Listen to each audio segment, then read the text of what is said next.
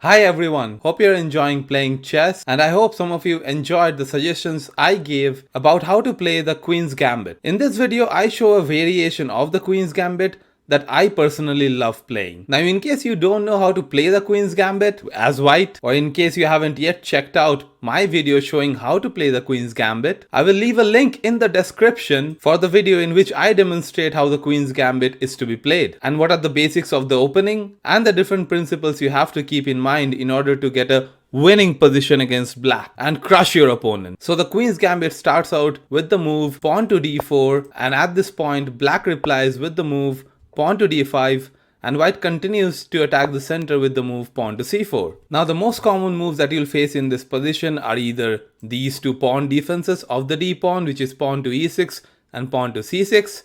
In this match, the move pawn to c6 was played, which looks like this. And here I play a move that I personally love playing. It's not the strongest move in the position, but you can win a lot of matches with this move. And that's the move bishop to f4. So what this move does is it develops your bishop very rapidly. Now you are ready to push e3 at any point of time you want to. Once you take control of this long diagonal, black will always feel a pressure in the b file, and moves like rook to b8 and queen to b8 will not be possible very easily until unless black is able to develop his bishop to d6 and able to exchange off the dark square bishops. Now in this position, black could just choose to capture your c pawn, and this would give black an advantage, but players who are used to playing with the moves c6 and the moves e6, they are usually used to not capturing the c pawn of white, at least not immediately. That is because with both of these openings, which is called the Slav defense, and when you see the move e6 it would be called the Queen's Gambit declined, black usually does not capture the white c pawn, at least not immediately, because if black immediately captures white c pawn, white gets a massive lead in development. So black prefers getting his minor pieces out with moves like knight to f6, bishop to e7 or bishop to e6, or bishop to d6 to trade off the dark square bishop, and also bring the knight to d7 and prepare squares for the light square bishop. So the only move that can take advantage of white's move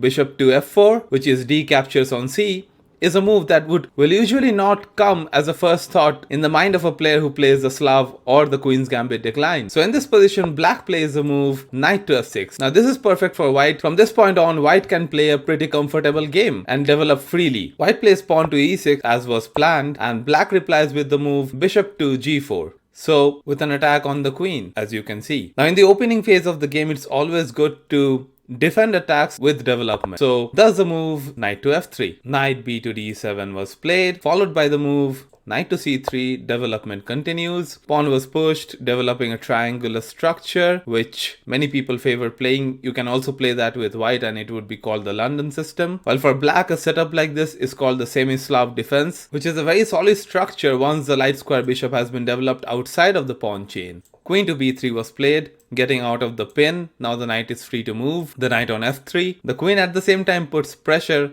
on the b pawn of black. As discussed before, this is a key idea in queen's pawn openings. You really want to put pressure on the b file as long as you can, because your bishop is controlling the diagonal which leads to the b8 square. Black counters with queen to b6. Now here comes a move that is considered anti-positional, which is the move pawn to c5. Now it is recommended that when you do have pawns in the center, you always maintain the tension so that you never want to capture your opponent's pawn. You want your opponent to capture your pawns, because that way you would get the desired position. Like let's say for example, in this position white plays a random move like rook to c1 and black just captures the pawn. That way black would get easy development and the light square bishop would come into the game and clear up the space for the white king to castle. So that's why you usually want to maintain tension in the center and you don't want to break the tension. Maintaining the tension gives your opponent more opportunities to make a mistake, and you want to give your opponent as many opportunities as you can to make a mistake. But in this position, the anti-positional move c5 works wonders. Black goes ahead and trades queens, which is good for white. And let's now discuss what really happened because of this move pawn to c5. So first off, the bishops can no longer be traded with the move bishop to d6 because that square is guarded by the pawn. So black's development will get hampered. The only square the bishop in fact can be developed to is simply the square e7. That's one thing. The next thing is you have an open file with your white rook, while black's rook is trapped behind his own a pawn, and this allows for a lot of pressure to be built both on the a and the b files, as we will see as the match progresses. And a third thing that happens is this thorn in black's position, which is the c pawn of white, cannot easily be traded off, because any moves by black to trade off the c pawn, let's say for example black plays the move pawn to b6, would not really help black at all, because white can simply push the move b4 and a trade on the c file would result in white still continuing to have the c5 pawn being present. And by the way, this position is completely winning for white. Continuing with the game, black develops his bishop to the only available square, which is e7. Bishop to d3 comes, bishop to d3 comes, developing the light square bishop, castling, and in the next move, black castles towards the king side. Now in positions like these, where your position is tied down by the opponent pawn and the opponent pieces, you don't want to castle too quickly, because what castling did at this point is it blocked off the opportunity for this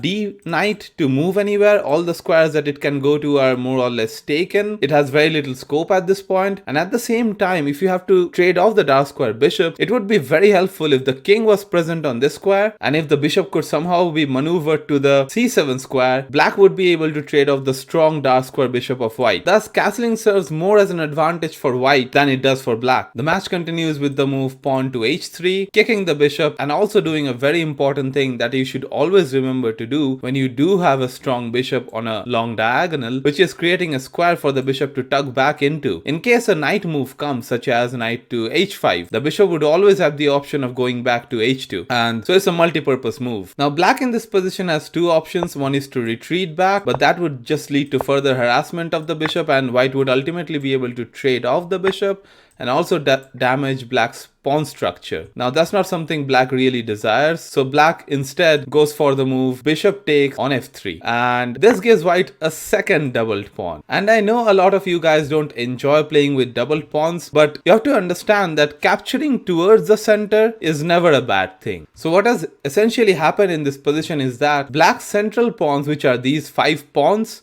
have to go up against white's 7 pawns, since white has 2 extra pawns in the center. The f3 pawn on the other hand can also help out with pawn pushes like e4, taking more space in the center. Black tries to get rid of white's strong central pawn structure with the move pawn to b6, which had to be played at some point, but it would be a lot better with the king in the central square like d7 instead of having the king so far away, with this pawn, which is a c6 pawn, having no defender left. So a pawn like the c6 pawn is called a backwards pawn. No pawn will ever be able to defend that pawn. It has to be defended by pieces, and the other problem is that it is the base of the pawn chain. If it can be somehow undermined, then white would get a huge advantage and this c pawn would turn into a passed pawn. So we go on with our plan. Pawn to b4. Any captures will be met with captures.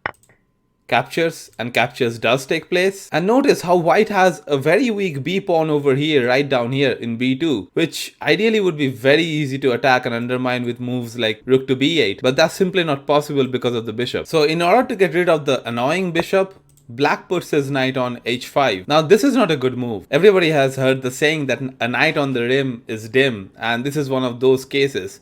The knight serves no purpose there.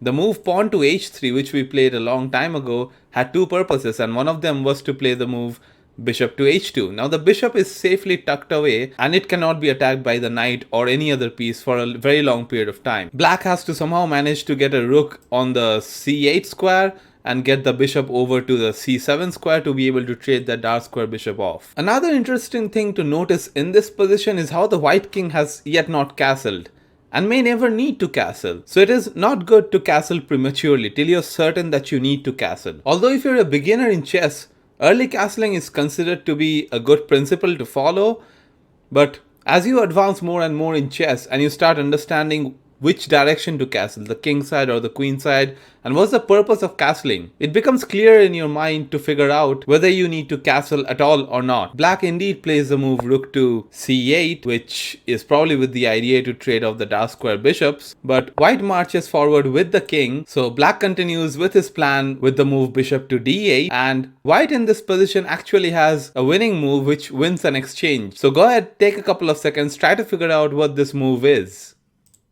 So if you got a hint, the move is bishop to h6. This move comes with an attack on the c8 rook, and no matter where the black rook moves, the dark square bishop covers all the other squares. So an exchange has to be given up, either of the two rooks, whichever you want to give up. But white was not able to find this idea, so white played the move rook to h6 instead, which is also a good move, but it is not winning immediately. Black continues with the plan. Bishop to c7 was played, and right now the c pawn is free to capture. So rook takes on c6. And this is where the concept of a backward pawn comes in. A backward pawn is very hard to defend, and it is usually lost, and many a times you can take advantage of your opponent's backwards pawns, and this would lead to a completely winning position as it would create a passed pawn. Black trades on h2. Now at this point you shouldn't just recapture back the bishop. First you have to play the in-between move rook takes on c8, which comes with a check, and then when black captures back, you're free to pick up the dark square bishop. A few more moves were played in this position.